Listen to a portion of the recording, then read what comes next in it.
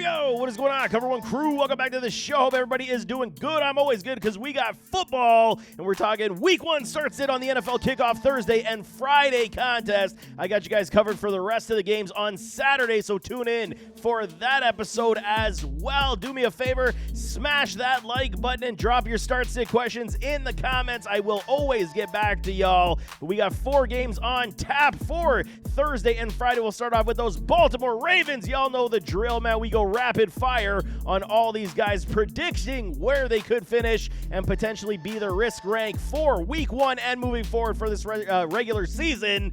And these Baltimore Ravens, Lamar Jackson cutting weight, looking good, looking nimble. And you know, he's saying the only thing that bothers him is not winning a Super Bowl. This team is ready to go. And I really, truly believe after all the installments of these Baltimore Ravens, this could be the year that they actually do make it to the Super Bowl because they got themselves a dude like King Henry, Derrick Henry, both on the low risk for me. Lamar Jackson and King Henry are going to do very well. I think they're going to go back on the terrible season. The Baltimore Ravens still run the football 550 times. They're going to run the hell out of this football and facing off against these Kansas City Chiefs on Thursday Night Football. Yes, it's on the road. Yes, it's going to be interesting early on, but this team is ready to go. The defense is still stacked. Lamar is still going to run the football, and we'll see how they distribute the football in the pass game. We all know Mark Andrews is going to be a fixture in this offense once again. Feel like they're going to go back to the old Ravens days where they run the football a lot, utilize the tight end as a primary wide receiver, and then spread the football around to everybody else. They dipped their toe in the waters to bring in other wide receiver talent last season. Didn't necessarily work out. The OBJ experiment didn't work out. So they decided, you know what, let's go get a running back and do what we do best. It's going to be a lot of, rushing upside for Lamar Jackson. Absolutely easy start. You guys draft him early,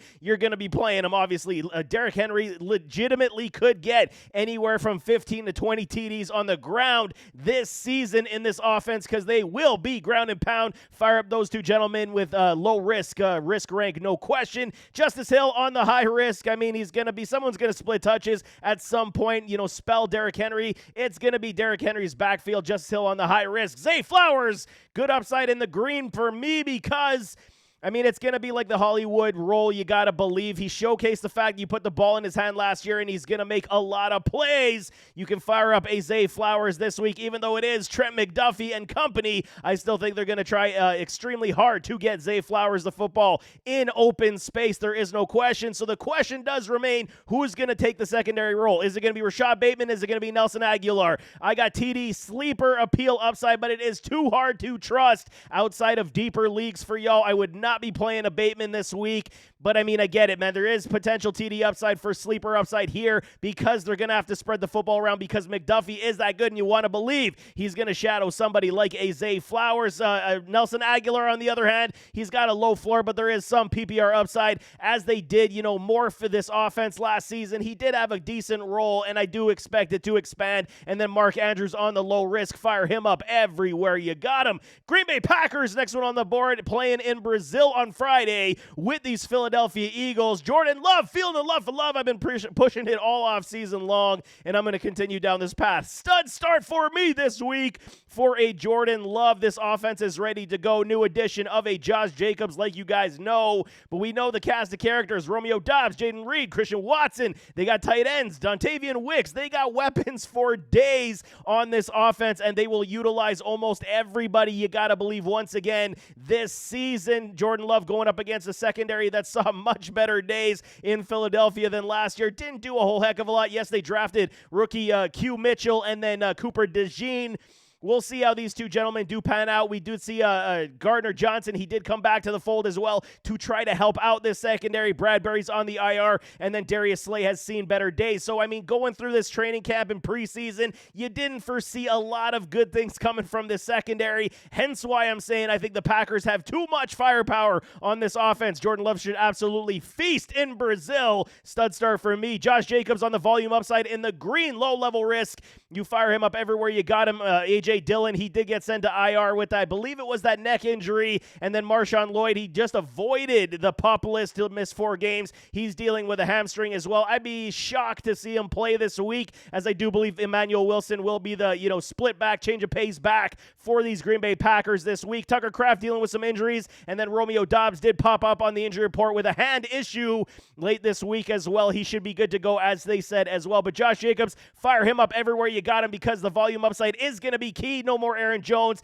They will run the football a lot, and we know what Josh Jacobs can do on the field. Emmanuel Wilson, only deeper leagues. I would still caution this, because I do believe they're going to come out running heavy with Josh Jacobs. Fade Wilson this week until further notice. How we see this offense do start to split touches, do start to alleviate carries from Josh Jacobs, but it's going to be his backfield, similarly to like what Derrick Henry is going to be in Baltimore. Romeo Doubs, Jaden Reed, Christian Watson. How we doing this? Medium risk, low risk, and touchdown upside, respectively, for these wide receivers. Romeo Doubs, mid-level risk for me. I think it's a decent flex play. I'm not over the moon on it. I would rather play guys like Reed and Watson over a Doubs this week. Low-level risk for a Jaden Reed. He's already been the fixture in this offense, utilized in those screen passes, jet sweeps over the middle, and he does possess good TD upside as well. Fire up Reed everywhere you got him. Christian Watson does have the TD upside on the mid-level risk for me, because I do believe he is a great, talented wide receiver. He just has to stay on the field, and he will showcase the fact that he is a TD machine. I mean, what did he have? I think I did that show. It was like 13 TDs in his first 2 seasons in limited productivity and play. He's going to absolutely, if he's on the field, he is going to be one of these guys that's going to score a multitude of touchdowns. I'm absolutely playing Christian Watson in my flex this week once again. Dontavian Wicks on the low floor on the high-level risk, only because there's so many mouths to feed. I don't foresee him getting a lot of target share outside of, maybe 5 targets and then potentially getting a touchdown. That's the only thing that's going to save him in this contest until we see how this offense does move. Perhaps they do, rotate some of these guys in and out, and then the target share is going to be that much more muddled. It's going to be a problem, but let's see how they do versus these Eagles. And then Luke Musgrave, low floor on the mid-level PPR risk. I think, if you're looking for tight ends right now, I would move away from Luke Musgrave this week just to see how his role does shake down. He does have a, decent injury history that we got to keep pay attention to, but when he is on the field, he is an offensive playmaker as well. I do love these Green Bay Packers this week, even so. I mean, the Philadelphia Eagles defensive line is good, but I do believe that there still is holes in that secondary that can be had from a Jordan Love. Kansas City Chiefs taking on these Baltimore Ravens on Thursday Night Football kickoff, opening game. Patrick Mahomes, boy, he's got some new weapons, new toys, and an Xavier Worthy. Okay, they lost Hollywood Brown to that shoulder injury. He has been ruled out of this contest, likely gone for a couple more weeks until he does recover. But Patrick Mahomes on the low-level risk. I will still play, obviously, a Patrick Mahomes. Temper the expectations. I really want to say no. I think opening week at home, he's going to come to play. He's going to showcase the fact that these are still the Super Bowl defending champion Kansas City Chiefs, and they will play good football, man. Patrick Mahomes on the low-level risk should get you anywhere from 18 to 22 points. Isaiah Pacheco on the TD upside mid-level risk, because Baltimore's defense is still good, and we know Kyle Hamilton loves to just roam the field free. I don't foresee he's going to get his volume, obviously, with Clyde Edwards-Helaire being put on that illness PUP list because of what happened for him mentally. Pacheco's going to get the reins again in this backfield. A lot of y'all are way higher on a Pacheco this offseason than I was, but I think he's still a good quality running back. Definite TD upside for him as well. Should have a decent day versus a very stingy Baltimore Ravens run defense that will showcase that once again. So, I mean, if you have a better option, you probably don't, because you overdrafted it. Pacheco, like I said, do not do that, but I think he'll still have a decent day, at least save you in that sense. Carson Steele, the rookie, will likely be the backup, if not Sanjay Pirine. We'll see who does take the split touches. There is no more Jerick McKinnon. They're looking for somebody to catch the football out of the backfield. But see, this is the thing. They didn't necessarily replace a Jerick McKinnon in that sense. So you got to understand they're going to go Rashee Rice, Xavier Worthy, and then Hollywood when he does come back. So Rashee Rice avoids suspension, and this is the best thing that could happen for these Kansas City Chiefs. Rashee Rice with an absolute low-level risk. Fire him up everywhere you got him. He's going to be one of the primary targets outside of Kelsey in this offense. Xavier Worthy with a high upside on the mid-level with TD upside abilities. You guys know, man, speedsters in this offense will produce. We just got to see it game one, see how his role is going to shake down. I'm playing an Xavier Worthy this week. Yes, there is some level of risk. If you have better options, I don't hate taking it, but if you don't and you drafted Worthy where you did, likely is you're going to be a flex play for you or a wide receiver 3. I do not dislike that whatsoever. Worthy definitely has TD upside, high upside this week. Sky Moore on the high level risk. I mean, I think the ship has sailed for me at this point when it comes to a Sky Moore. That's why they brought in somebody like a Hollywood and drafted Worthy. They want to be more speedy, more multidimensional, and someone that can actually catch the football. So you fade a Sky Moore at this point. Travis Kelce on the low-level risk like every single week. Still going to be one of the best tight ends in this game, but I'm telling y'all, you got to feel that it's kind of fading down as his brother retired, like I mentioned in the offseason. Now he's going to be very close to the latter stages of his NFL career, but he's still low-level risk, still going to be a very big part of this Kansas City Chiefs offense. Obviously, fire up a Travis Kelce everywhere you got him. Last one, Philadelphia Eagles fly versus those Green Bay Packers in Brazil on Friday is going to be very interesting. I do like this team. I do like this offense. I just wish that they would have helped the defense a little bit more. Yes, Devin White is out of this contest, so they tried to at least, fill in the holes that they did have, and then they lose a guy like White as a linebacker. It's going to be a problem overall, but I do believe this offense is still ready to go. They traded for somebody like a Jahan Dotson as they've been looking for that third wide receiver, the capable third wide receiver to assist in this offense when Jalen Hurts needs somebody to throw to as well outside of his top dogs. Jalen Hurts low-level risk versus a Green Bay Packers defense that is also very good. I do believe that this game could go back and forth quite a bit, and Hurts, I mean, what did he have? How many 200 plus passes early on in training camp without throwing an interception? So it was one of these situations.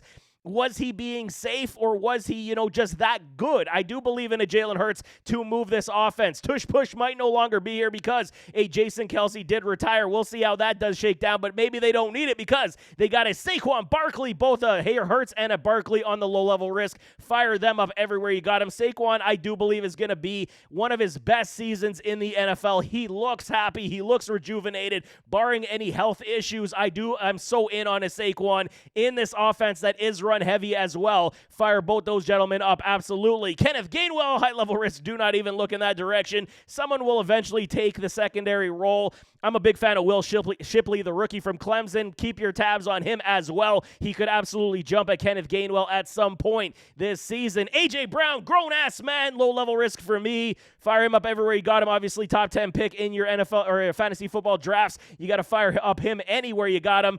Devonta Smith, Smitty, again, low-level risk for me as well. Both these guys are 1,000-yard wide receivers and the standard and staple in this offense, and it will continue to be. Do not, believe that you're going to see a lot of headaches when you're thinking about starting these two gentlemen because they will produce for y'all. Jahan Dotson on the high-level risk only because we don't know what his role is going to be. I do believe as the season does wear on, they say he's going to have a good role, good sizable role, and I can absolutely believe what the head coaching staff is saying here because they have been dying, like I said, for that third wide receiver to take some pressure off and be that something of a safety blanket, playmaking in the open field type of wide receiver that they haven't had at the third spot. So I do like Jahan in this offense, just not this week because I got to see it. And then Dallas Goedert.